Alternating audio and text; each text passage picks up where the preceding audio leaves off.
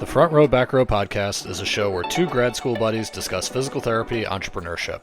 I helped guide a company to an 8-figure exit, and I'm now starting my own mobile company. Brian grew his mobile practice to 4 clinics, and he's now doing $1 million in revenue. Join us as we help you grow your own business. Hello and welcome to the Front Row Back Row podcast. My name is Dr. Owen Campbell, and with me, as always, is Dr. Brian Wolf, and together we are Physiogrowth. So today we are going to be talking sponsorships. If you have been in business for, anything longer than 6 months, that when people find out that you are a business owner, my Lord, do they call you and offer you the weirdest things. I have had a newspaper advertisement guy call me and say it's worth $1,000, right? And you're just like, are newspapers still a thing?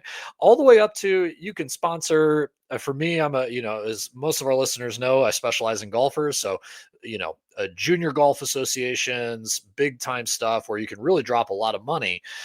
So what I want to talk about today, Brian, is, are sponsorships worth it? What sponsorship should we be going for? And how do you evaluate one of these millions of email offers that you get to really kind of make sure that it works for you? Cool. I think it's a couple of different things, right? So I think that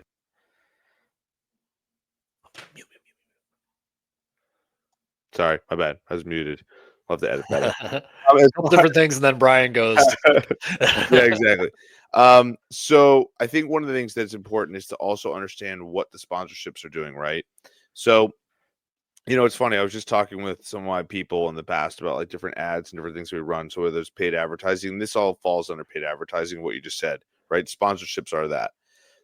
I think, and I'll explain, like some of the sponsorships that we do, we also make sure that we're involved in some capacity. So I'm not a big believer in passive sponsorships doing anything. Why? Because you can't measure them. So say I'm like, all right, I'm going to sponsor a Little League baseball team, right? For $300, $500, $600, whatever the heck it is. And I'm going to put Evolution Physical Therapy on the jerseys, right? I'm going to cut them a check and they're going to come in, whatever, right? The problem is with that is that when those people actually, come in for physical therapy, if that even happens, you have no idea. You have no clue. So it's not a sponsorship that's effective in that way, right? Now, what you have to look at is brand marketing, is helping with your branding and awareness and all that stuff. Like that's something that's nice in that regard, and I think that's good. So I don't necessarily think that, from a sponsor perspective, you have to look at what you're trying to accomplish. Now, say you're like, hey, I want to be able to measure it and get eyeballs and all those kind of things. I think going to an event and sponsoring an event, like a golf event for Owen, or like we've done wellness stuff, health and wellness stuff, going there, sponsoring the event and doing some sort of something where you're getting names and phone numbers. Now you can interact and call people and set them up in your systems to talk with them and try and convert them into customers, right? And that's how you can measure and be really effective and thoughtful with your sponsorships. So I think there's brand type of marketing, and then there is call to action type of marketing where it allows you to actually get information and actually be able to interact with customers and try and get from that perspective. So I think that's that. I don't know if that answers your question in particular, but that's something that I would say in general is a really good way to work on brand marketing, and also working on the aspect of maximizing your ROI and having effectiveness with it. Well, and that's big boy marketing 101, right? Obviously the bootstraps marketing 101 is the guerrilla stuff. Like you just put your table in front of like a local grocery store if they're cool with it, and then you just try and talk to as many people as possible. But when it comes to actually like sponsoring things, if you look at any corporate PT company, they will always have on their intake form, how did you hear about us, right? And that is solely so that the marketing department can take all those answers and figure out, okay, of the 1,000 people we saw at this clinic this month, how much percentage of them came from this, and this, and then they can spend their marketing dollars on that next year, right? So that is an underappreciated skill of a new owner, of every single time, even, when I do it with a solopreneur, right? You got to be asking, where's this coming from? Right. Because totally. I think I texted you the other day where I was like, well, I spent $2,000 on ads and I don't think anything worked. And then lo and behold, I just had a guy buy a package and he's probably going to buy 2. Huge. And so I'm like, all of a sudden it went from, oh man, I don't want to spend I'm never going to do that for another year, to like, oh, okay, like maybe I do that again, right? So For it'll sure. change, how you do it. So when you sponsor, you really want to look. I think that's a great point you made. Of you want to be there, right? If you can, right? You want to have somebody from your Yeah. company, and you really want to kind of try and get name and email, right? Name, phone number, email, right? So that you can follow up in a day or two and say, hey, remember me from this thing, right? Because they're not going to remember who you are, right? Yep. They would have told you. Now, some people are just really nice and they'll be like, oh, I totally want physical therapy. Yeah, call me. And then they forget. But other Yeah. people, it's just, I mean, God, they just forget, right? So you got to email and then follow up. So a lot of sponsorship, kind of how it pays off for you, is actually how you manage it. Uh, 1000%. Oh, and I'm so glad you put that out there. Right? Speed to lead. We've talked about this conversation. Get the person in the door. Like this is on you. You've heated up the lead in the sponsorship. But anyway, sorry, I cut you off. Go ahead. No, no, I think so. That's something that I would tell anybody who's ever, thrown some money, like you said, the passive sponsorship of a baseball team, right? For me as a solopreneur, where I'm still very much worried about my cash flow, an extra few $1,000s get spent on something that'll hopefully really have a big impact on my business. For me, brand marketing is kind of stupid, right? Like you're not going to see enough people that you have to remind people so many times of your brand for them to be able to think about it first when they think of physical therapy, right? Yeah. Um, Now it's not to say never to do it, but like you should be spending on what you were talking about, that call to action, that solid lead in your hand. So yes, you sponsor, but you really want to be able to get there, talk to people, and be able to get name, number, and get your face out there. Because let's be honest, like people need to like you to come to physical therapy. And if you're out there, that's a good way to do it.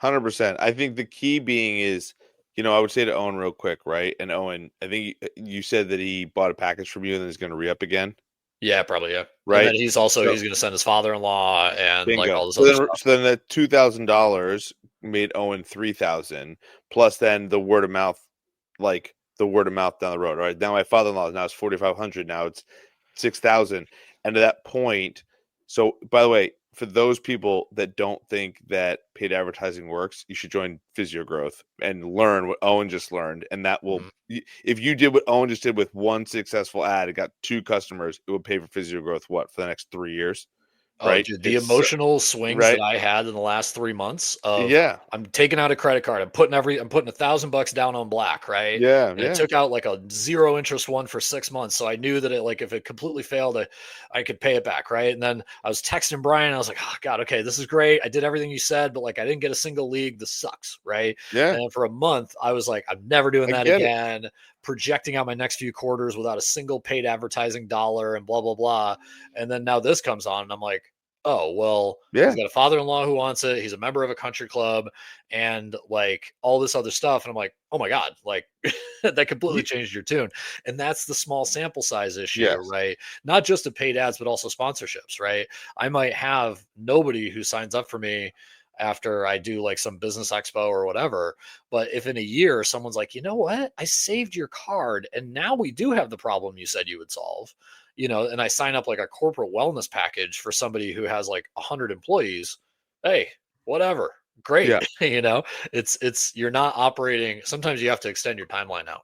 The marketing is a spend money get money game, right? That's what it is. So the reality is if you spend no money on marketing, you will definitely get no money. That is Yep. guaranteed. But if you spend money, you probably will make money. And that is the Yep. idea.